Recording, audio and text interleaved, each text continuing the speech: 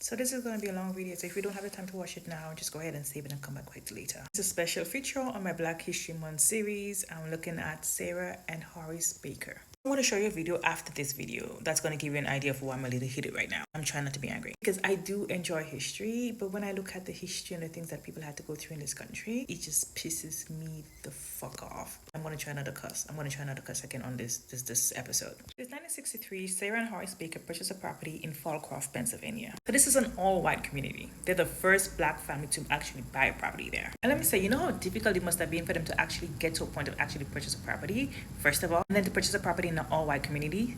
But they did it. They found a progressive lender, they gave them a loan, and the seller was also progressive, who was able and willing to sell to them. They both had good jobs. Sarah was a nurse and Horace was a lab tech. They were looking for a home for them and their family. They had a little daughter at the time. Their choices were between these run-down, dilapidated, disrepaired properties in the Black communities, or this nice, somewhat nice property in this other community. And I think they expected some pushback. I don't think they expected it to be that bad. So 2 days after the Martin Luther King I Have a Dream speech, they're in their moving truck, excited to move into their new home, and they're going to the property, and they're greeted by a mob of 1,500 white motherfucking people. I cussed again. I'm sorry. This is the last time. But they're excited to get to the house. 1,500 people greet them, throwing things at them. They broke all the windows in the house. They broke the cabinets in the house. So much so, the mob was so big that they weren't able to get into the house the first day.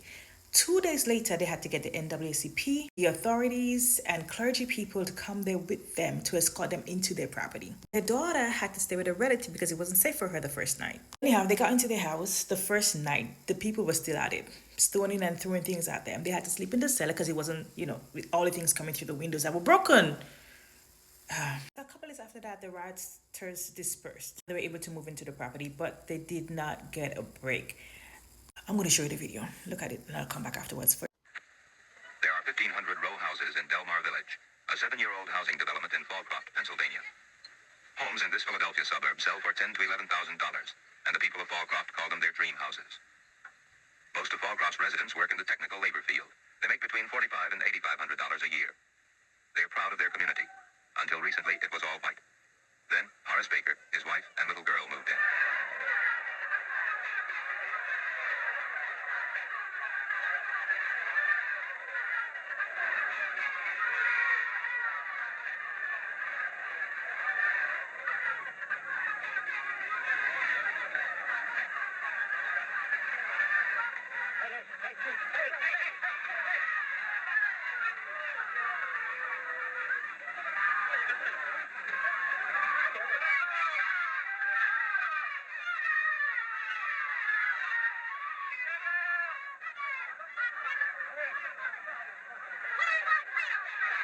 The hostility, constant harassment, they put sugar in that man's car. Threats was too much, and after 3 years, they eventually had to move into a Black neighborhood. Now, this is 1962. My mom was 9 years old, and my grandmother must have been like 27.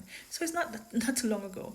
When I look at stories like that, and they were not the only stories, it's not a unique situation for them. I look at the wealth gap in this country, and as we know, real estate is historically the best way to build wealth in this country. And with Black families not having access to homeownership back then because of all these restrictions, it's definitely a contributing factor to the wealth gap that we have today. And you're not going to tell me any different. You're not. So just don't tell me about, let's not talk about racism, it's over and done with. The effects of racism still exist today, particularly when it comes to wealth and wealth building and generational wealth, because we were held back and prevented from building wealth through ownership for so many years.